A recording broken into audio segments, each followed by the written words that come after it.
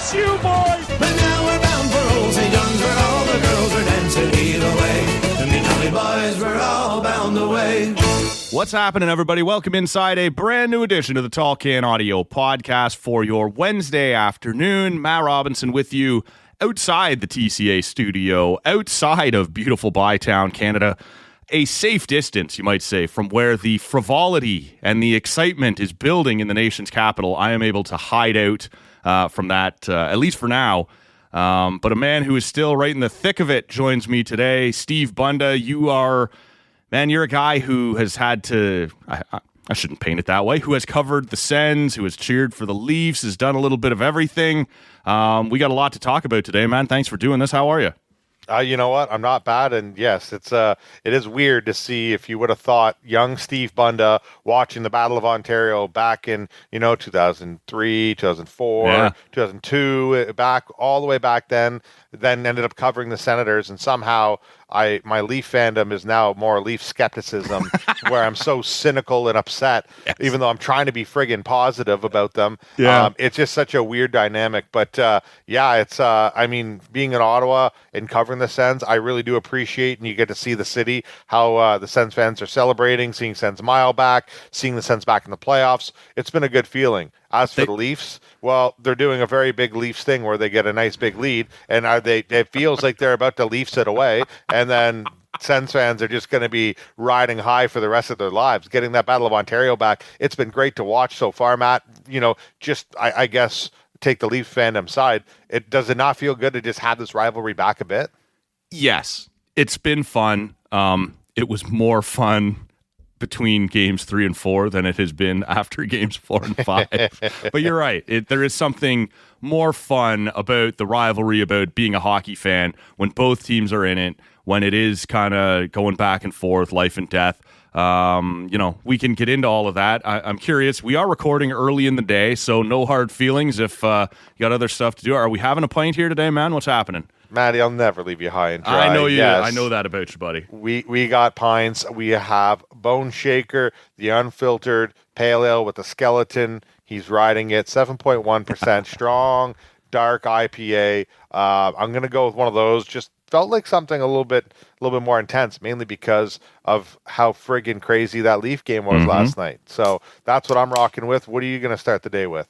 Well, so at the risk of, I want to let you know what I've been doing here. I don't want to beat it to death for the audience, but I've sort of been riding the idea of allowing my pint selection to sort of indicate to the good listener where my mood is on this series. So we started, before game 1, I had this 5.5% Easter cream ale from Whippersnapper, right? And that was a sweet treat, right? The series is back. Yeah. It's Easter. It's whatever. And then the Leafs win, and so now you're down to like a 5%. And then the Leafs win again, and you're up 3-0. So I think I had the 4.2% Nita Light. When they lost Game 4, I jumped to a 6% beer. And now they've lost Game 5 to make it a little more interesting. So we're caught up here. This is from Beyond the Pale. This is the Rye Guy, West Coast IPA. I've had it before. And I was sort of on the fence here on how heavy do I need to jump up in terms of panic, in terms of level of concern? Do I go right to like 7 or 8%? Am I all the way to 9 or whatever? And I wasn't there yet, and we'll get into that. This is 6.7%. So it is still a jump up from the 6% I had last time. The Rye Guy from Beyond the Pale I have had before. It's a nice beer, a West Coast IPA, but it does have a lot of that, for lack of a better term, like rye feeling to it, which is probably why it's in the name, right? But it's kind of bordering on like saison, right? When you put that much rye into it, but obviously with the ABVs and the flavor profile of a West Coast IPA. So that's what we're doing over here, man. The Beyond the Pale Rye Guy, 6.7%.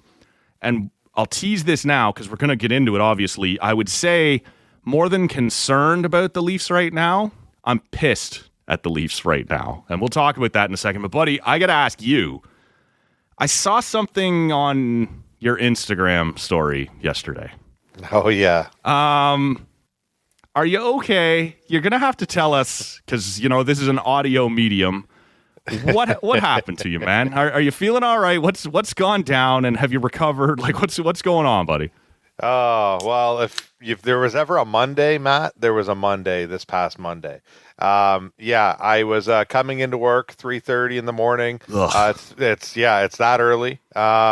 And when you get to the station that early, I'm coming in to do the morning rush with Bill Carroll. I'm his producer right now, so trying to get things ready, get there nice and early, 3:30 in the morning. I'm walking up the escalators because at that morning, you know what, that time they're not open just yet. They're kind of just chilling, so they're like stairs. And I don't know, man. I've been doing this job quite some years. I've been in the building for probably over 14 years. Yeah. It's the same escalators I've walked up a million times. But what happens? I'm at one of the last steps, and I absolutely just eat it. I fall on my face. My hat comes flying off my head. I'm carrying a coffee, which the best part is that I absolutely held on to the coffee. Did not spill the coffee. What a champ. I was not spilling that drink, but I absolutely spilled. My hat flew off. My hair's flying. I'm just so grumpy, and my knee is just absolutely gashed. And at this time, I had no idea what's going on. So I kind of walk. I say what's up to my buddy Hamer, and we're having a quick chat. Then I go sit down at my my desk, and I just see there's like blood pouring out of my jeans. I'm like, oh crap, this is a lot more serious than I thought. So I run to the bathroom, and I'm like, I open up and I pull up my pant leg, and I'm like, oh yeah, my knee is carved. There's blood dripping down my leg, and I'm like, great. This is awesome. Like just exactly what I need right now. We're talking 3:45 in the morning, half awake, just trying to get my life together here. And I'm in there and I'm like scrubbing with water. I'm grabbing hand sanitizer so that way I can clean it out. And then I just grab some paper towel. I'm going around the sales department. I'm looking for some tape. I get some tape with some paper towels. I kind of just bandage it up and I'm like, I just got to suck it up now and just deal with my damn shift. And I was grumpy, kind of hobbling around for a little bit. And sure enough, my friends over at Pure Country Morning, Gord St. Dennis and Ashley Greco, great people. Mm-hmm. They saw me kind of hobbling around. I informed them what happened, and they're like, you need to get the footage of this. And I'm like, you know what? I'm a little over it now because the day had gone by. This was more towards the end of the shift. So I got the video of it, talked with the security guy. He, kind of just laughed at me, sent it to me. It's been shared on social media. Yes. Like I said, 3:30 in the morning on a Monday. It's election Monday. It's a big day. Yeah. And that's how I had to start my day. On top of that, I was supposed to actually be off on election Monday I was doing some turkey hunting with my cousins over the weekend. Yeah. I had a long weekend. I had the Friday off. So I was at the lake at the cottage for a couple days. And sure enough, I had to come back early to work. I'm okay with that. It's election day. I understand it's a big day. I'll be okay with it. So I come in like a good employee, and that's exactly what the lords and the gods at Bell Media said to me. They said, well, you know what? You're going to trip up the escalator and make sure that the camera can see you perfectly. And that's exactly how it went down. So, yeah, that was my day on Monday. And, yeah, it's been quite the video. And I know a lot of people that are watching that are asking me if I'm all right. I am okay. Yeah. It's a lot worse looking than it really feels. But, if I would have spilled that coffee, man, that would have been embarrassing. That's the tragedy, right? Yeah, you got the scalding coffee on top of the busted up knee. It reminds me of two things, to be honest with you, for people who are a little closer to my age. I know I'm a little older than you, Bunda, but the movie Clerks, the way you laid that out. And Dante has this awful day, which is the whole storyline of Clerks, and like 3, 4, or 5 times throughout the movie as like the center point to bring it off. I'm not even supposed to be here today, which sounds like was your Monday, but also Michael Scott in The Office falling into the koi pond. There's that, or maybe even like this kind of almost felt like when Michael Scott stepped on the George Foreman grill kind of thing, and have got an injury. Like, that was the other problem. It was deep fried his own foot. Yeah, basically, right. So I was just, it was a tough day, and it is what it is. It's funny to look back on. The video does make me laugh. Like I said, my knee is good. It's more annoying that I got to clean this thing twice a day now. But Jesus, that's a hell of a gash, buddy. Just try to be safe, That's the only thing. But it is what it is. It was a wild start to the week, and then it's I just would like it to be over actually at this point. But I hear you. Let me ask you, as somebody who is working in a newsroom now more than in a sports room, I got to be honest, man. this has been going on for a while that I have felt this way. And I got to tell you, and I'm curious to the good listener, you can let us know on social media at Tall Can Audio. I'd be curious to hear your thoughts as well. Regardless of how you felt about any of these results, we have been talking elections for months, right? We were all in, as Canadians are, on the American election all through the fall up to November, and then it's getting ready for Trump's inauguration. It felt like as soon as that was over, Doug Ford is calling an election provincially, and so we're getting, whether it's just the commercials, the debates, all of that runs up until, I don't even remember, man, was it the end of February or something like that? And then, Trudeau steps down, Mark Carney wins the Liberal leadership, and they immediately call an election. And it's been the commercials and it's been the debates. And let's say, it's somebody like you and I who haven't seen each other in a while. So we go and we sit down and meet up for coffee or a beer more likely somewhere. We don't do coffee. No, this is it. And it's sort of like, I haven't seen you in a while, as much as the weather or how's your family. Eventually we're going to get to politics. It's like that with everybody you kind of see. And I got to tell you, look, politics are important. And what these leaders, all three of the ones I just mentioned, will remain important in our lives, and we'll still talk about it. I'm just so excited that for at least the next 3 months, 6 months, I have no idea how long this minority government for the Liberals is going to last. Maybe it makes it a year. We'll see. I don't have to talk election talk anymore for a little while because it's just been all consuming for so long. It feels like, man, they were stacked back to back to back.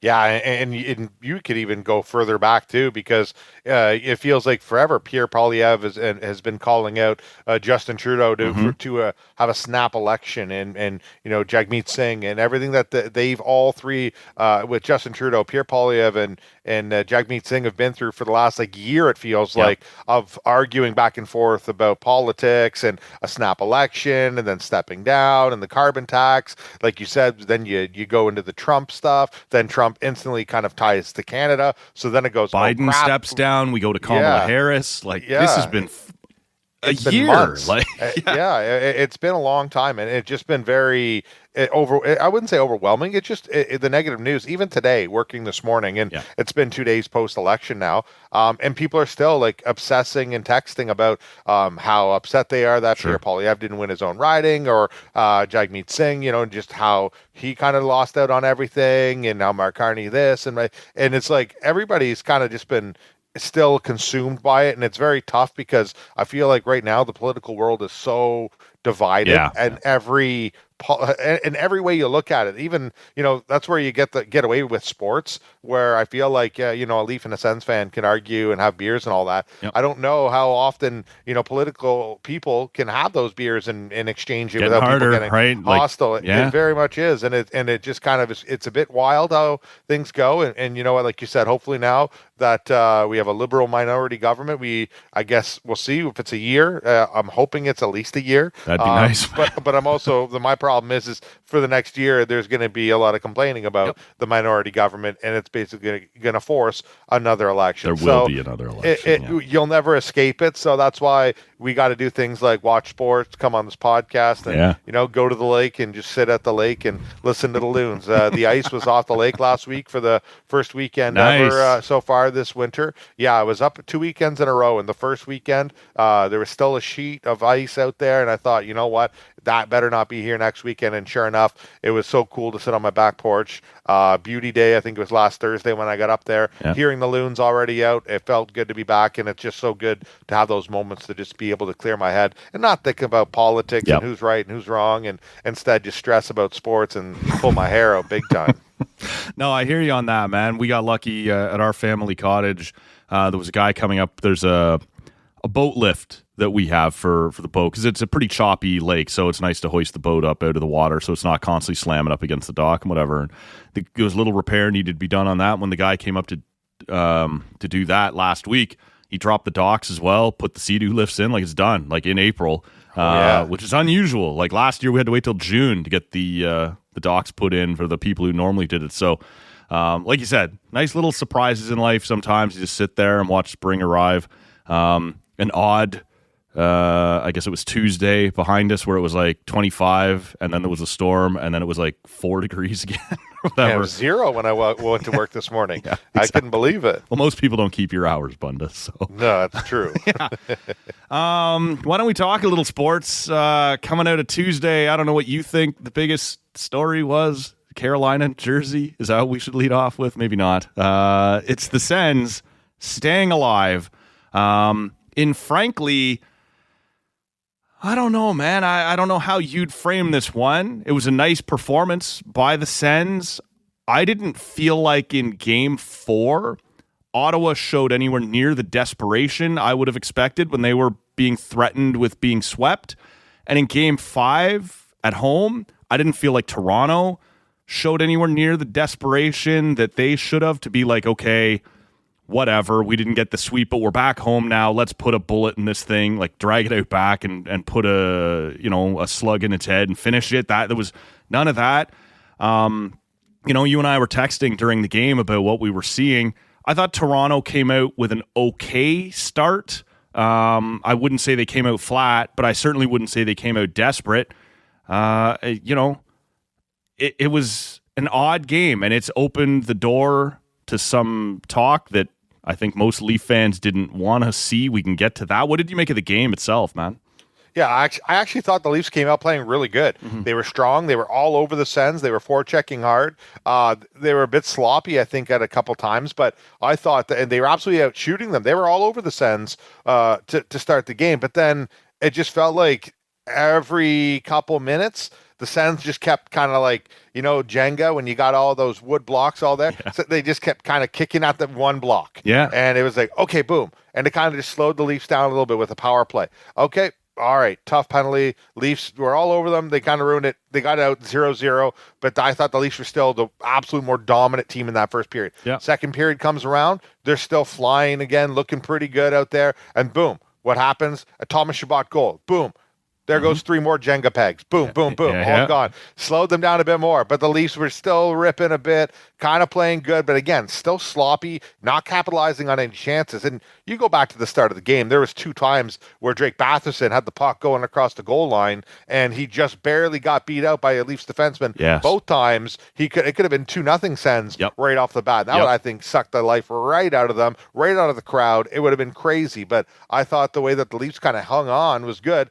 Up until, I think, all right, Ridley Gregg, I've loved what he brought to the Ottawa Senators. Sure. I think he's a great rat. He's a great kind of character guy you could have. Penalty I hate that guy, which is the greatest compliment you can pay someone else's pest, right? Exactly. And when you've already got Brady Tkachuk, and for the Sens, I don't think he has been the Brady Tkachuk that Brady Tkachuk could be in the playoffs. No, he's dealing with something, clearly. Yeah, he's clearly dealing with something. But Ridley Gregg is now taking kind of that torch and helping him out by being that guy in front of the net. I love how he's got that no expression, kind of always innocent kind of face, but he is such a weasel out there. And man, he takes that bad penalty against Mitch Marner. It's kind of terrible penalty. So what are you doing penalty if you're Travis Green? That guy is going to sit on the bench and he's not getting his ass off there for the rest of the game. Everybody I follow goal. In that moment, man, on Sens Twitter and Sens media, everybody is universal. Like, what the hell are you doing? Terrible penalty. And you're like, this is the moment. 1 goal game. Where the Leafs are going to bury it and tie it up. And instead,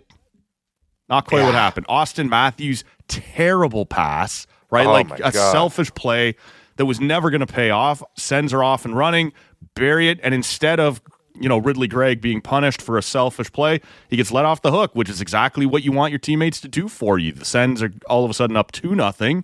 And that's when the game was straight up over. I think done. so, right? Because you've already had these some opportunities as a Leaf fan. You're like, I guess it's possible with all this firepower, you could still do it. I think at the time it was with roughly 10 minutes to go in the third period. You're like, maybe you can come back. But that felt like, oh fuck, here we go, right? Like a bit of a dagger, and this one's going to be done. And that play alone, like you said, the power play goal, like the penalty, like that was a goal right there. The shorty, Yeah, the shorty goal, but the power play that the Leafs were like that was the moment right there. You go back to Game 4 as well, the 4-minute double minor. That's it right there. You go back through the first three games. The Leafs power play is unreal. It's over 50%. Like these guys are firing, they're scoring. It's big time. Game 4. When they're in overtime and you got a double minor and you can't win that game, and when it's been that dynamite, I was like, boom. Once that was killed off, that 4-minute, I'm like, all right, the Leafs are probably not going to win this game now. When that power play happened and you're down 1 goal and you have Austin Matthews with a lazy play, like you said, then you see William Nylander kind of just half-ass back-checking on that play, not trying to get at Cousins. And, I think Marner, I mean, it's hard to criticize him in that spot because he's not a natural defenseman, but you need to close that gap a lot faster. It's tough. That was such a crazy play. And I don't even know how much you can blame Stoley, the goalie, on that one. But man, it's just like that was the recipe right there. It's like, boom, that's it. Like I said, there's 3 or 4 more blocks out of the Jenga thing. The Leafs were crumbling right then. And it was over. Empty net goals, they were kind of flying around, but they could never, ever capitalize on the buzzing they were doing in that offensive zone. So, you just go to a couple things. Even the first power play of the game they got, you have Matthew Nye slashing the stick, breaking it. And it's like, bam, like that already right there sucks the life right out of that power play. And then it was kind of to the ground. Yeah. It was kind of one of those things where it's like, all right, now, like, are you really going to Leafs this whole series now? Is it going to be like this? Like, it's surprising, to see. And I know Coach Berube, I think after the game, was talking about how, they're still up big time and they're not stressed. It's like, yeah, I get not trying to talk like that. But damn, it's about time your players started playing like that because, as good as they played, they did not, capitalize on a lot of their shots. And I know Austin Matthews as well dealing with something too. Both captains dealing with something. Mm-hmm. But at the same time, like he's been producing, but you cannot have those kinds of play in the playoffs, man. Like that pass, that can't be that way. No. And we can talk about this storyline reemerging and the Leafs trying to downplay it and the media trying to upplay it. And obviously Sens and their fans quite rightly should be saying, yeah, we've planted a seed of doubt, all of that stuff. We can get to that in a second. I'm curious what you thought of Ullmark in Game 5 because I thought he was really good. I am curious about this idea that he stole the game because I'm not sure, and I'm not trying to downplay what he did. Like I said, he was solid. He got a shutout. Like you can't be any better than that. I'm not sure Toronto was good enough to say that like they absolutely peppered Ottawa and Ullmark stole the game, right? Like when you win 4-0, and I understand a couple of empty netters there at the end and whatever else, it's hard to say, in my opinion, that he stole the game. And again, that sounds like I'm trying to minimize what he did, and that's not the case at all. He made some huge saves, a couple of them that he had no business making, but this didn't feel like Toronto deserved to win, had like 50 shots. Ullmark was so good that they just couldn't. I felt like after Toronto didn't score on that early push when they were carrying it early in the first, certainly, and came out pretty well, and they did have some good opportunities on the power play, I think we're giving Toronto a little too much credit if we say Ullmark stole that one. What did you make of, that particular story coming out of it? Yeah, I think you go to the first period, and he did keep them in it pretty good. Yeah. They were getting outshot 12-4 at the end of the first period, and the Leafs were buzzing. I thought they were doing good. Again, small things like that power play being axed by Matthew Nyes on that slashing call. Yep. That was tough to go through. But, I don't... shoves Marner to the ground at one point, which was kind of, if you're a Leaf fan, makes Marner look pretty soft, but, good for Ullmark, right? Like, it is what it is. It's one of those, like, you go back to Stolars and Ridley Gregg, and they're, going at it. It's one of those things where I think that Ullmark has certainly played better. Yeah. I didn't think the Sens played relatively all that well last night, to be honest. Like, okay. I thought they took advantage of a lot of the plays that the Leafs gave them. Again, terrible pass went in. Yep. A Shabbat screenshot through the middle of the ice. Like, I thought Claude Giroux had one of his better games. I think Sanderson's getting a lot better each game. Sanderson is becoming a problem. Yeah. I think he had a slow start to the series a bit, but, and Tyler Clevin, everyone's talking about how much of a series he's had, but I think that last night when you watched a lot of the game, Ullmark was one of their better players if it wasn't Sanderson. And, Tim Stützle was buzzing a little bit, but I think when you watch that game, you see that the Leafs did carry the majority of the play. Second period was just where everything just fell apart. And Ottawa they capitalized on every chance they could. Yeah. And and the Leafs kind of shot themselves in the foot. When it comes to Ullmark, though, I did think he was better. He was good. I think he's making the big saves when he needs to. And 100%. You go through last night, I wouldn't say he stole the game, right? But I don't think Ottawa played very well all in general. So for them to come away with a 4-0 shutout in a must-win game, big win, in big game by territory. Yeah, I'm not trying to take anything from him. When I think stolen game, I think like 44 shots, and it's all the plays in one end, and the goalie is incredible. Look, Ullmark's numbers, even his save percentage, have gone up in every game throughout the series. Yeah. He is feeling it, and that is a problem for Toronto if he starts to. Well, maybe starts is an unfortunate. If he's feeling it now and he gets going and stays this hot, that's a problem for Toronto. And I thought he was very good in Game 5. I just feel like we're giving Toronto too much credit if we say he stole the game for Ottawa. To me, that would suggest one team completely outplayed the other, and the goalie was the only reason they won. I didn't feel that way about Game 5. I thought Ottawa, was good enough to win. I agree at times Toronto carried the play, but they made some pretty crucial mistakes, and Ottawa made them pay each time. So exactly, and that's what playoff hockey is. Yes, you go back to those games where Toronto's won, and there's a lot of moments in those games where they get the lucky breaks, and that's exactly what playoff hockey is, capitalizing on your opportunities. And I thought that's exactly what the Sens did last night. They played their fair game of just, we're just going to chill. They scored the first goal. Everything went well. And I think that the Leafs were just always chasing the game because they never were able to capitalize. And like I said, I felt like they shot themselves in the foot a few times, which really frustrated me because we've heard for years from Shanahan and Tavares and Matthews this killer instinct. And then I see a play like that where Matthews was the lazy pass through the middle of the ice on a power play, basically right to Adam Gaudette. And then I watching William Nylander, who had himself, I thought he had a terrible game. I was thinking there was a chance he might get buzzed in a little bit in the third period. He normally is one of those guys. He does, when we talk about Matthews maybe shrinking in the moment or Marner shrinking in the moment, Willie doesn't. But he hasn't looked good in the last game or two. He's going to be one of those guys that has to get going in Game 6. And it's honestly, for me, I put a lot of it too, where it's hard to not look at that core four of guys where, when they're not producing and they're not winning games. But, I watch a lot of the guys too, like Bobby McMahon, right? He hasn't been going at all. No. Pontus Holmberg. Yeah, Max we were Domi. talking about that. He's got an overtime winner. I guess good for you, but he hasn't been good, man. That's his get out of jail free card, but he's maybe got one more game of that, and I think that he already used it up. Yeah. So, he's a guy too where I think, I don't know. I don't like Robertson being out of the lineup. I've been on Robertson's, I think he's good. Yeah. And I understand he took a bad penalty, but Pacioretty has not offered you absolutely anything except for a guy that follows behind the play slowly because he's a step behind and finishes his hits. I don't care for that. I'll be honest with you, Bunda, that can score. I liked that move going to Ottawa on the road when you don't have last change. I trusted Pacioretty in his own end a little more than I trusted Robertson, so I thought that was an okay swap, but I figured when they went back to Toronto, Robertson would go back in for Pacioretty, and that didn't happen. Yeah.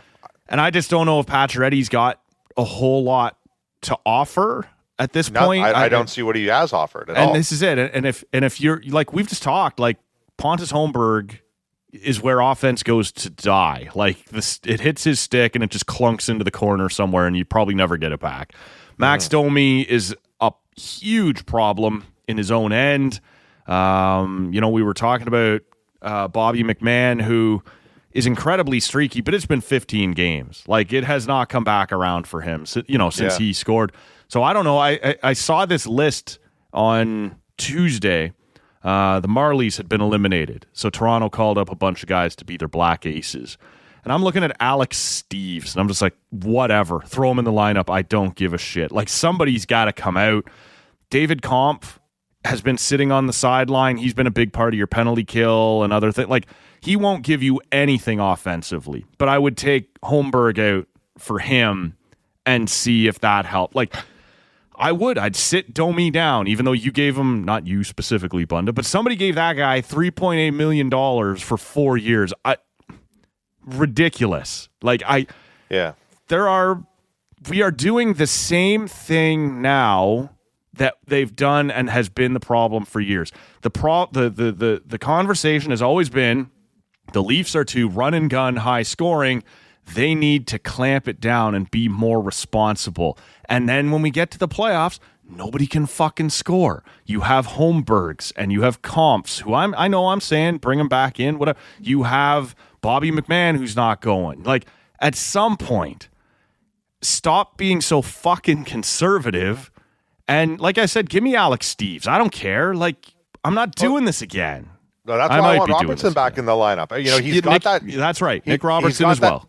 He's got that shot, that ability, that he has the speed and the skill to get in there. He has that kind of grinding game, and I think that's exactly what some of these guys are missing right now. And you know what? Well, they keep using that Lawton, Lorentz, Yarncroke line a lot, and I get it. But you're not going to score with it. But I get it. You put it out there because it's not going to get scored on, right? It's a pretty defensive line. So it's a nothing, you saw 45 seconds and nothing's going to happen. But you're not going to score with it either. So you can't have two lines like that with a Holmberg and McMahon where nobody's going. Like, bring Robertson back in. I don't give a shit. No, and that's where I think we both agree. I do give a shit. Pacioretty needs to be gone. I don't see what he's offered offensively. He's slower, and I think in the playoffs you need that guy that can. It was turn worth a puck a look. over. It hasn't worked. Yeah, and you need that guy, and I think that's what Robertson does, where he can turn the puck over in the neutral zone, and he's gone the other way with a shot that can just absolutely rip from anywhere and score a goal. He's a fast break kind of player, kind of like the way Domi scored that goal in overtime. Like, you need that ability, and I just don't think they have that, and you don't have that with Pacioretty. Yarncroke, again, same thing. I don't know what he's doing out there half the time. You look at Lorentz, he's been a surprise, but last night he had quite a moment to score a goal, and I think he just wasn't used to being that close. But I'm okay with that, right? The Lorentz, Lawton, Yarncroke line. That's all their job is, though, is to be defensively responsible and be an energy line. And I think they're fine with that. You just, I can't have a Pontus Holmberg line, Bobby McMahon not going. Like, that's where, like you said, Robertson needs to come back in. And somebody's got to score a fucking goal. And the conversation's always been the same, man. You're going to go as far as the big four take you. And so we can argue about who, these other guys, but Matthews has to be better. I'm curious what you saw. Clearly, you mentioned quite rightly when talking about Brady being hurt that Matthews for quite a while has been dealing with something. And then we saw this puck off the hand. I can't remember if it was in the first period. Yeah, the ice being on it. And then all of a sudden we saw Willie taking some of Matthews' face-offs, even on his, offside. I don't want to read too much into it because Matthews did come back and take some face-offs. But, like, if this is going to be a thing and we're going to have this conversation again about whether or not the Leafs are doing the Leaf thing again, at some point it's like, I don't want to make any more excuses for these guys. Like, maybe he's got, like, some sort of torn abducter in his abdomen and now his hand is broken. Or at some point you're like, I don't care. If you're in the lineup, score a fucking goal, right? Like, and that's unreasonable, but that's the way it is for these guys at this point. Willie is the only one who has routinely stepped up later in a series. So far, he hasn't done it. I'm willing to give him perhaps the benefit of the doubt, but Mitch had a nice start to the series. Tavares had a nice start to the series. Somebody's going to have to do it now late in the series, and that's always been where they fall down.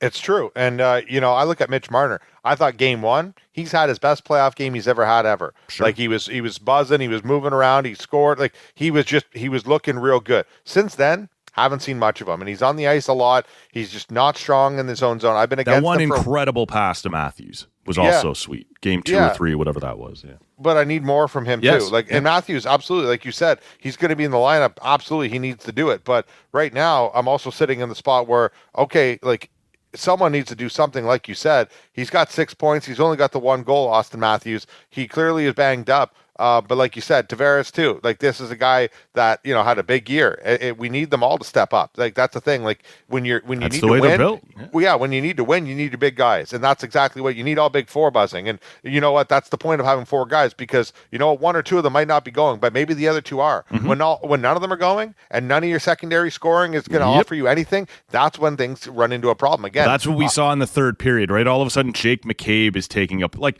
the number of defensemen taking shots that had no chance from the points in the third is where you start to go, uh-oh, they're breaking down, right? Like, they're not communicating now. They're not making smart plays. It's just everybody for themselves.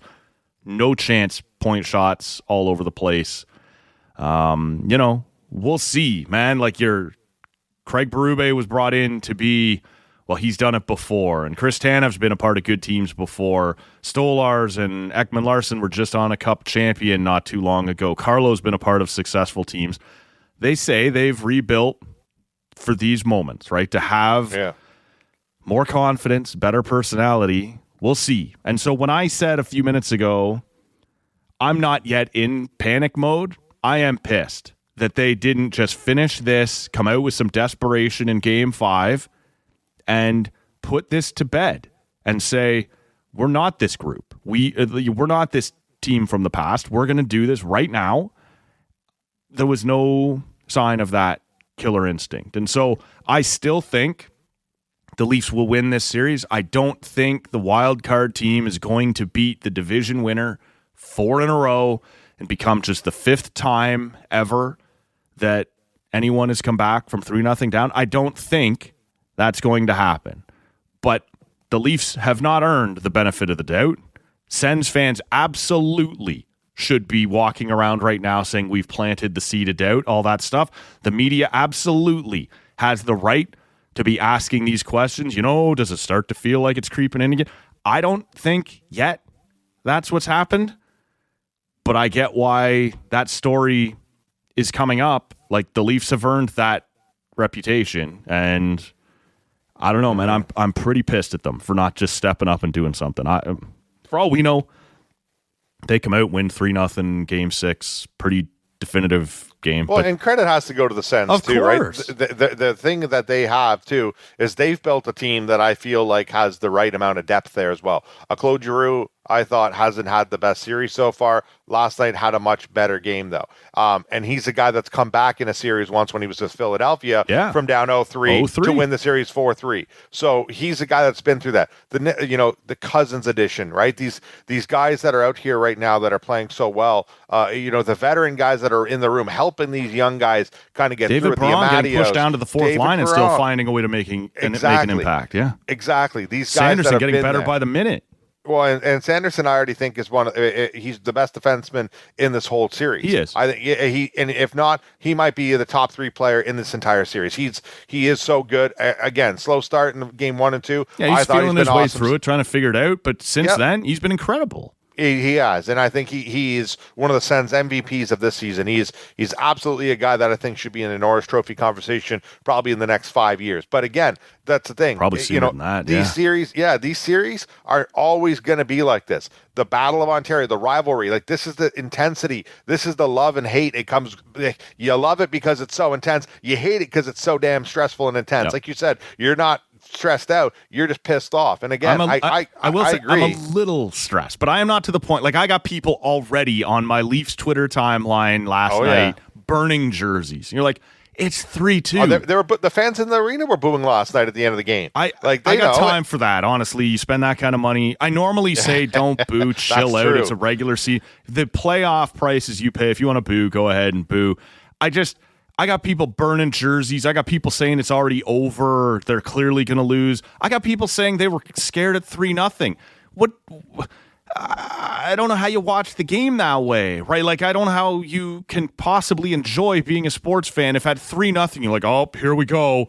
I'm not there yet. If we are going to Game 7, I will be there fast. You will find me drinking like a 9.5% pint on the next show. But I think Beyond the Pale has a party animal IPA that's 10.5%. So that may be where I'm going. The problem is I am anything but a party animal in that moment. I might need the ABV, but the title's not going to fit. That's right. Is it, man. Like, I can't. The Toronto media immediately wants to tell that story. Is it happening again? And good for you. Like, I guess, go ahead. Fans of the Sens absolutely should feel like we're doing it. We're putting that seed in there. Like, have a good time. I'm not there yet. I still think most people, Bunda, that I spoke to before the series started said Toronto in 6. So that's still on the table. But the route we've taken, if they had just traded wins up until Toronto wins the series in Game 6, everybody goes, yeah, well, that's how. But to be up 3-0 and then be like, oh my God, they're now about to. That's lunatic talk, and I can't I can't get there, right? I might be able to get there in 48 hours. We'll see. But that's the problem, right, though, and it's not the media. It's the Leafs not finishing.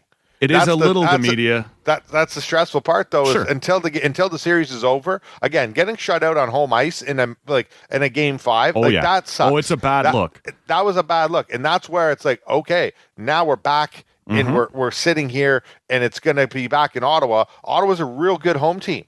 The Leafs were a good road team, but hey, Ottawa's a real good home team. So if it goes to game 7, it's back in Toronto, but then now you're back into whoever wins. So I think we're in a spot right now. If we go 7. The pressure of being back at home, and now I got time for that argument then. Like, oh my God, it's happening again. But if we all agreed, and I don't know what your pick was, but if the majority of people, Bunda, said Toronto in 6, and Toronto wins in 6, I don't know what all the panic was about. I'm pissed at them for not just doing it last night, but I'm not scared yet. No, although it's creeping in. It's creeping in. It has to creep in. But again, for me, my thing is I'm never happy, confident, or positive until the job is done. Yep. I want the job to be done, and that's the thing. So when you're saying like, everyone's talking about it, it's like, because the Leafs are just like, hey, we could finish this, I get what or we can leave the damn door open and just, and that's what we're going to talk about, because what else is there to talk about? You talked about game 4. You had a 4-minute power play in overtime. Yeah, finish these fuckers. Exactly. Do it. That's my point. Yeah. Exactly. Yeah. And when your power play was buzzing too in the first 3 games, what a time for it to go cold in a 4-minute overtime. And that's exactly what happened. And then what was it? It was just a crazy play with 2 minutes left in overtime. That's what it was. Last night, it was a lucky shot with people in front. The Leafs are buzzing. A terrible shorthanded goal. And there it was. The game was over. Yep. We're going back to Ottawa to game 6. It's already like that. There's those killer instincts that the Leafs have always lacked, and that's exactly why we're talking about it. And it's like, you know what? We might not like talking about it, but we sure as hell like talking about it because it's right there. The Leafs are doing it until they can slay the dragon and get past the series. I'm not saying anybody's wrong for having this conversation. I'm just saying I'm not there yet. And it pisses me off that they left that door open. That's right. Hey, and it looks like the Sens organizationally are doing the right thing. Sens fans will forgive me. I forget what they're calling it, but the red zone or whatever outside the arena. Yep. They're opening that. They've got it. Game 6, they are going to put up a big screen there so you can hang out and watch the game outside the arena. Now, it's not the most centrally located arena to enjoy that, but if you want to go out there, I believe it was Cyril Leader who said on Wednesday morning that, they're going to put up a big screen out there so you can enjoy the pregame with everybody going to the game.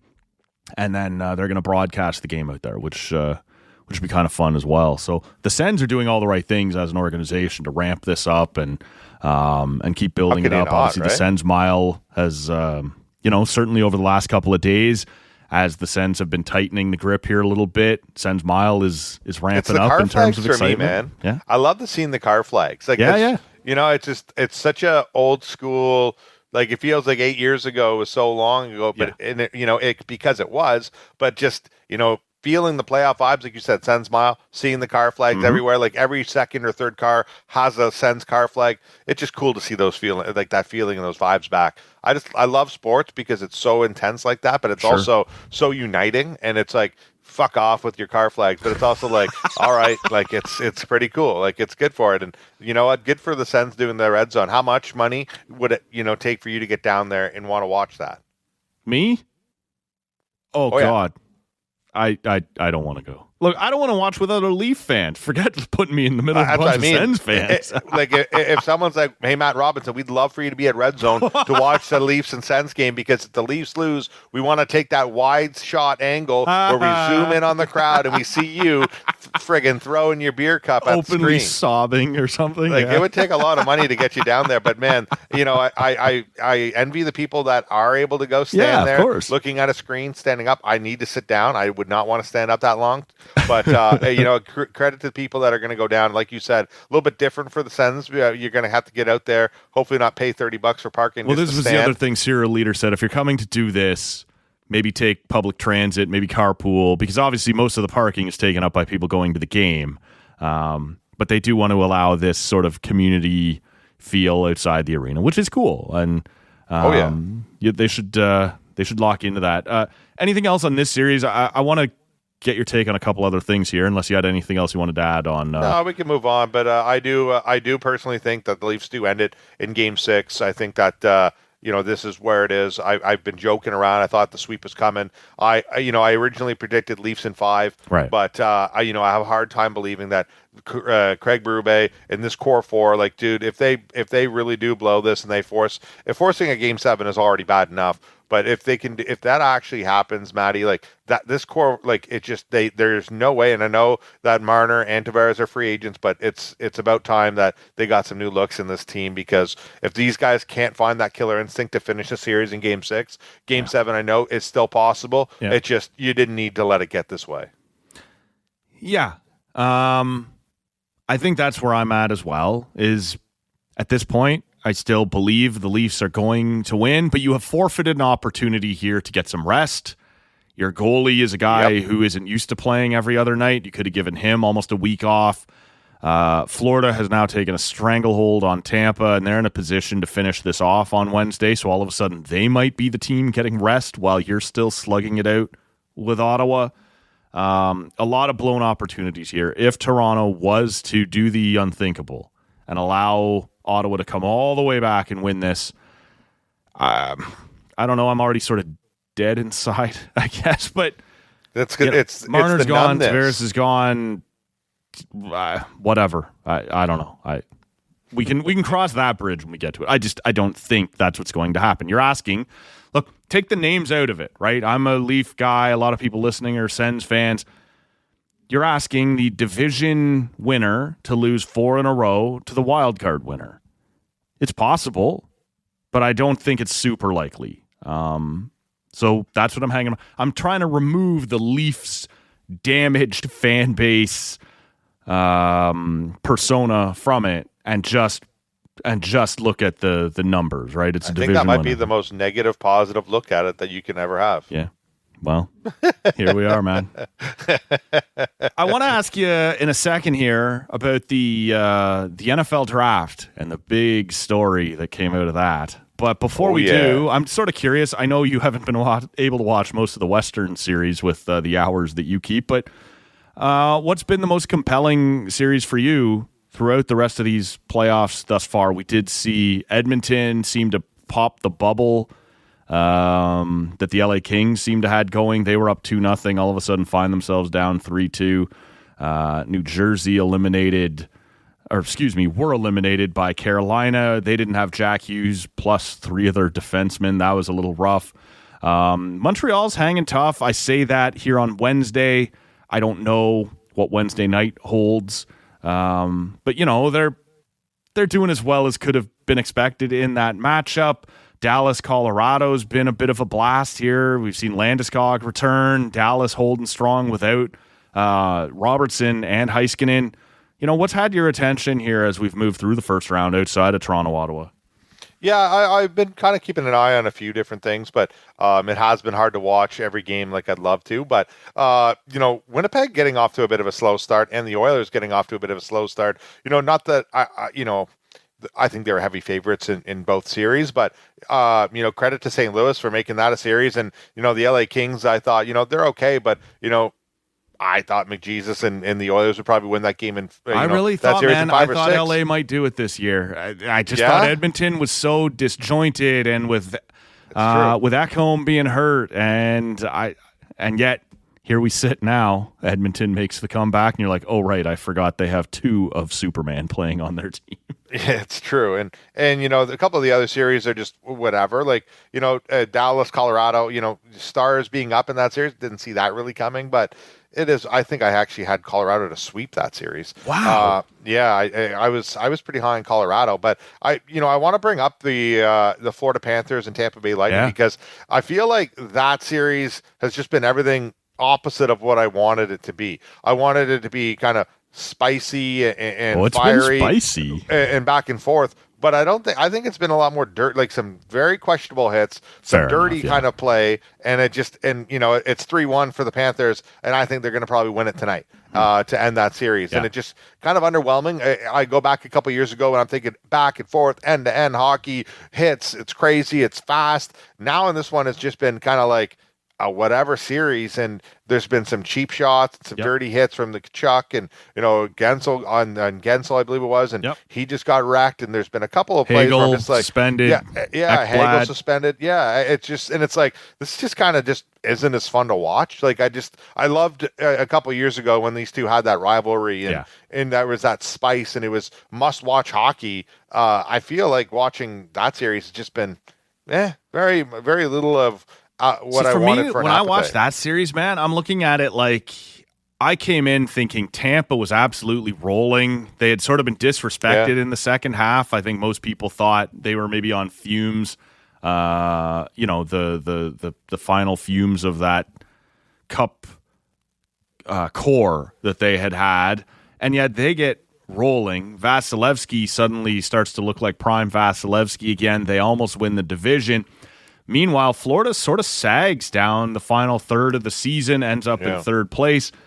And I don't remember, I don't think I made full predictions across every round. But if you'd asked me to do so, I would have picked Tampa, just with the momentum, with everything that had going on with Vasilevsky.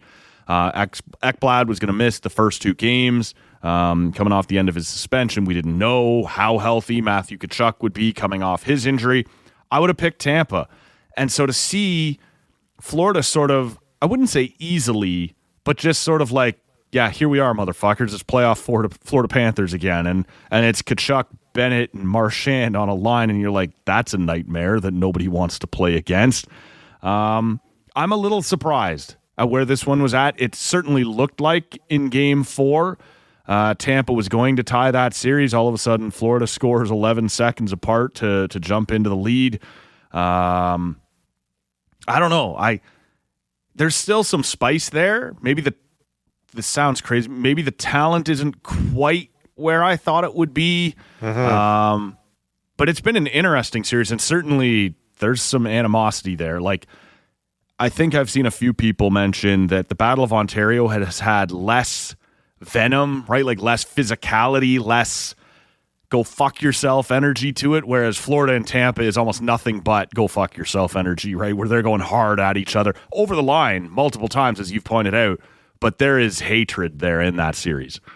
Yeah, I don't know what it is. I haven't been as into it as I really wanted to be. I was really excited. I thought the Eastern Conference has the must-watch series right now, and somehow LA and St. Louis have me being like, well, hold on a minute here. Yeah. Like, I want to watch what's going on over here. And, naturally, I want to watch the Canadian teams. But, Hellebuck has opened a door to his own questions again, right? Getting yanked twice. Connor McDavid, can you carry your team again, through another series? Like, I was, in the Stanley Cup final last year, I thought, if there's ever one player that can bring his team back from being down 0-3 in the Cup final, it's probably 97. And you know what? I haven't been able to watch as much of his games, but it just sounds like, he's been kind of one game on, one game really off, one game on, and he's been just kind of doing what he can. Well, and they're leaning on Calvin Pickard now. Like, their goaltending is a serious issue. I was going to say the goaltending isn't very good. And LA kind of just chilling, and it's like, okay, so I guess these series are a lot more entertaining than I wanted it to be. I guess my biggest surprise would be, though, Colorado being down against the Dallas Stars. I just didn't see that happening. And with all the injuries Dallas had, this felt like Colorado in 5 or 6. Like, in the weeks leading up to the playoffs, I think we were all ecstatic for a Dallas-Colorado matchup, and then you saw Robertson go down, you saw Heiskanen go down, you're like, this might not be quite what we thought it would be. Yeah. And yet, here we are, Dallas leading. I'm having a hard time staying up as well, especially, if I'm being honest with you, good Ottawa Senators fan who might be listening to this. The last couple of nights where Toronto's lost, I just sulk. I just go to bed. I'm like, fuck, I don't want to watch anymore. so I'm not watching some of the late games the way I normally would. That's fair. And it's because I don't want to be a part of hockey Twitter. I'm just like, Sens fans are having their party out here, and they should. Good on you. But I don't want to attend that party. So I just shut it down and go to bed. And I better just do it anyways, because I've been on the podcast, and I think multiple times over the last few months leading up to the playoffs where I said that the Montreal Canadiens weren't going to make the playoffs. Same. Yeah, and I was obviously wrong. It's, they've kind of just been there, and, they had a game where they stole from the Capitals, but I believe that they don't have much going on in that series anyways. But credit to them for, fighting off. They're playing them tough, but they fought my negative energy, and they said, screw that Bunda guy on Telcan Audio. We're making the damn playoffs, and you know what, there it is, and that's good for them. But I haven't. I've watched little bits of that series, but I can't say that I've been too involved in that or interested in it either. I'm with you. And that's interesting because normally anything involving the Montreal Canadiens gets big hype, and they've hung around. They're doing their best, but it hasn't held my attention. I do want to, before we wrap up here, Bunda, ask you about what went on here over the last weekend with the NFL draft. And Shedeur Sanders. And just what your take on that was. As you know, look, I enjoy the NFL, but it's from a fairly casual point of view. I don't know anything about the draft. I don't know who the top prospects are, but I know name. That's my bread and butter, dog. Yeah, well, this was a name, right? This was one of the guys. There were points over the course of the last season where it was like, if a certain team drafts him, they might hire his dad to come coach. And he ends up falling and falling and falling into the 5th round. He ends up in Cleveland, which seems like punishment all on its own. And look, the conversation becomes, did teams have it out for him? Were they punishing him for something? Was he being sort of blackballed? What did you make of what happened to Shedeur Sanders at the NFL draft? Yeah, it honestly just sounds like, one, a lot of scouts weren't sold on his talent, and him playing against top 25 teams, like in when he played with Colorado, he's good, and he's Deion's son, and that helped him get a lot of name. And Deion's been his coach for a couple seasons now, back at Jackson State and then here at Colorado. But I look at it as, he wasn't a guy that a lot of scouts were like, okay, this guy is an absolute must draft talent. On top of that, I heard that he just interviewed and was very kind of, everybody seems to talk about how he kind of seems very entitled, very cocky. One of the rumors I saw, I don't know if it's true or not, was that he was intentionally throwing interviews with teams he didn't want to get drafted by. And, he's just had that kind of negative energy to it. And with the tape that he had, looking back at the season, it was kind of like this guy, brings his father with him, and he's always very outlandish and making sure he's a part of things. And I just don't know if that's very much wanted by a lot of NFL teams right now, is the distraction part of it that comes with a Shedeur Sanders. And again, on top of that, it just sounds like he kind of rubbed people the wrong way. A lot of scouts, a lot of things. It just didn't seem like he was a guy that everyone thought, okay, this is a face of the franchise game guy that's going to turn things around and be my quarterback for the next 10, 12 years here. So, I don't know all the deep down what happened. That's everything I've seen from it. And you know what? It is what it is. That happens in the NFL. Some guys slide, and hey, he ended up going to Cleveland, which, they drafted another quarterback that was ahead of Shedeur Sanders, Dylan Gabriel. I don't know much about him to think that he is going to give him much of a run, but that quarterback room isn't very good. So if Shedeur Sanders is a top 10 first round talent, which a lot of scouts kind of said, in the mock drafts, everybody was kind of predicting, first round talent. It didn't seem like it really went that way with NFL teams. So interesting, but hey, he does have a road now. If he wants to battle and compete and take this job seriously, you know what? It's the Cleveland Browns. Yes. You have a chance. It's maybe not the best. I don't know what he wants from it, but hey, he got drafted, and he went through some craziness throughout draft weekend that I'm sure we'll get to too. But for me, it was interesting to see him fall, but just also after the fact, he has his brother Shiloh, who's a safety, and he plays as well at Colorado. Well, he didn't get drafted, and what did he do? Instead of having his dad represent him as an agent, he fired him right then, and he hired Drew Rosenhaus, who's, Terrell Owens, the big, one of the big name NFL agents, hired conducting him. Press conferences in front of your client, doing sit-ups in the driveway. Yeah, with those washboard abs. Love you, T.O. Get your popcorn ready. But, he's that guy. He fired Deion Sanders. His dad said, look, you don't have my best interest in mind. Went out, got Drew Rosenhaus. He signed a contract with the Bucs as their undrafted free agent, and that's how the Sanders weekend went, on top of this prank call situation that happened with Shedeur Sanders. So the Sanders family, I don't know. It's tough, but not a good weekend for them, man. Well, this is it. If you're expected to potentially go in the top 10 of the first round and end up going in the 5th round, I don't know whether there's actual tampering and this intent to block him out. But I get why that conspiracy is out there. That's a hell of a drop. But if you interview that poorly and people aren't interested in dealing with the total package that comes, if you're going to be bringing dear old dad with you, maybe some teams aren't all that interested. Man, over the course of the rest of the weekend, was there anything that stood out to you? Any interesting picks? Something that jumped out to you? Well, the other part of that was the prank call that happened with Shedeur Sanders that I thought was very interesting because it was pretty crazy when you find out the trail back to him getting prank called by someone pretending to be the New Orleans Saints in the second round on day 2, and then says, you're going to have to keep waiting, though. And he's thinking, what the heck is this? Like, what does that even mean? And then the Saints pick a few picks later, and they take a different quarterback. Yeah. You're messing with somebody, and I'm thinking, okay, kind of funny, but it's also like not that funny. It's a little cruel. Yeah. When it turns out that it's the son of the Atlanta Falcons, who is a defensive coordinator, that is not good.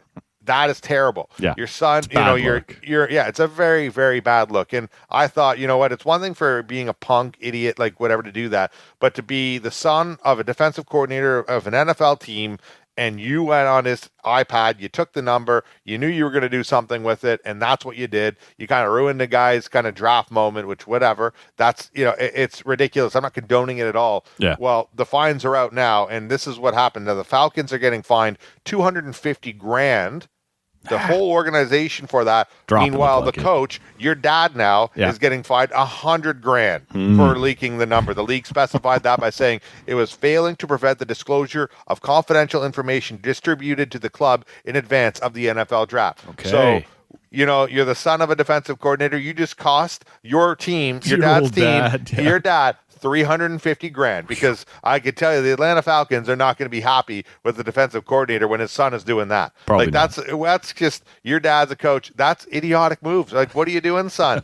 Like, you can go prank call a pizza store or something else like any normal kid would do. This is just terrible that he did that, and that's the fine. Yeah. As for any other picks, I thought it was a very interesting draft, but it was very low-key draft. The big things that, there was no major surprises. The big things being Shedeur Sanders falling. Cam Ward, I was never very high on. I'm not sure how he's going to do in Tennessee, but he went first overall. Ashton Genty going to the Raiders. Everybody kind of saw that coming. Curious to see if he's as good now with the Raiders as he is here, as he was this past year in Boise State, and one of the best running backs in college ball over the last little while here. People comparing him to Saquon Barkley. Like, he looks nasty. He looks good. So I'm just excited for football season. I love it. And, the Red Blacks had the CFL draft the other night as well. They took a receiver not first overall, but I guess with their first round pick, third overall. Football season, I'm just always loving it. And the NFL draft I love so much. And now that means here came the CFL draft, a couple weeks away from, here comes Red Blacks training camp. Yeah. And then summer football is on that trails right into college football and the NFL. And man, I'm ready. I love football. And with the stressful hockey, it's so much better to just watch the NFL draft. I was going back and forth Thursday night the other night. I'm like, oh man, what am I going to do?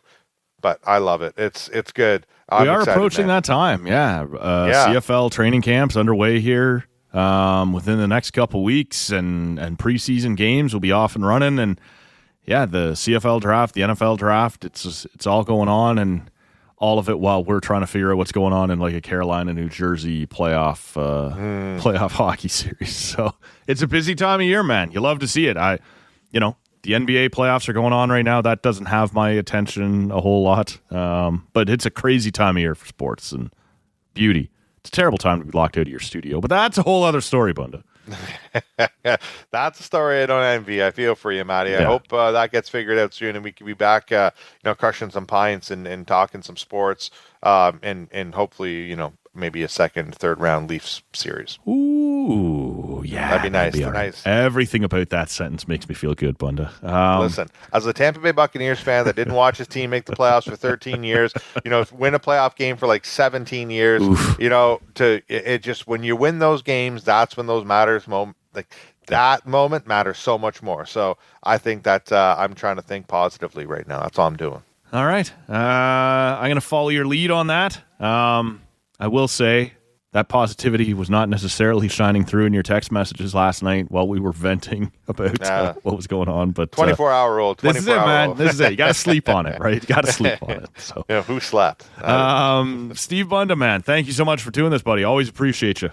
Hey, thank you for having me on, Matty. I hope, like I said, things get back together with your studio. You're back there soon. Yeah. And like I said, we're crushing beers, patio weather, and we're just enjoying. Buddy. Had my first patio session on Sunday afternoon with a couple of buds here down in back in my hometown. I know you've been hunting. I know you've been cottaging a little bit. Have you hit a local patio yet at all?